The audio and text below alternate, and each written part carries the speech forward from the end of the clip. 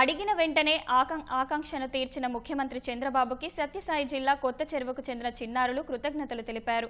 July 10న కొత్త చెరువులో నిర్వహించిన పేరెంట్స్ టీచర్స్ మీటింగ్లో తల్లికి వందనం పథకం కింద కుటుంబంలో నలుగురికి నగదు అందిన తర్వాతే వారితో ముచ్చటించిన సీఎం వాళ్ల సమస్యలపై ఆరా తీశారు. చిన్నారి సైకిల్ కావాలని కోరగా సొంతిల్లు కావాలని వారి తల్లి సీఎంను అడిగారు.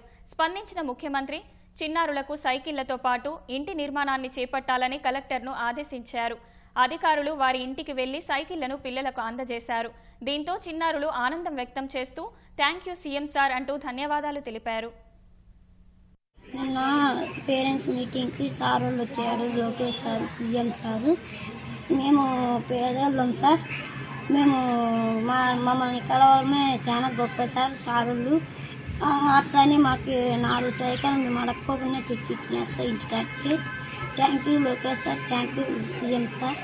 నేను సార్ని కలిశాను.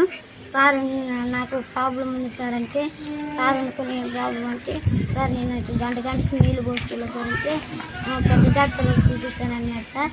మళ్ళీ లోకేష్ సార్ చూపిస్తానన్నాడు. మళ్ళీ thank you Lokesh sir, CM sir, మీకు నా ధన్యవాదాలు సార్. పని చేసుకుంటున్నాము.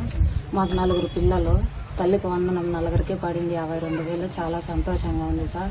మేమిద్దరు కూలి పని చేసుకుంటున్నాం సార్. మాకు సొంత ఇల్లు అంటూ లేదు సార్, బాడీ ఇంట్లో ఉంటున్నాము. నేను సీఎం సార్ని, లోకేష్ సార్ని కలిసినందుకు చాలా ఆనందంగా ఉంది సార్. మా బాధలు, మా పరీక్షలు అన్నీ చెప్పుకున్నాం సార్కి. అలాగే సార్ ఇల్లు కట్టిస్తానని హామీ ఇచ్చాడు.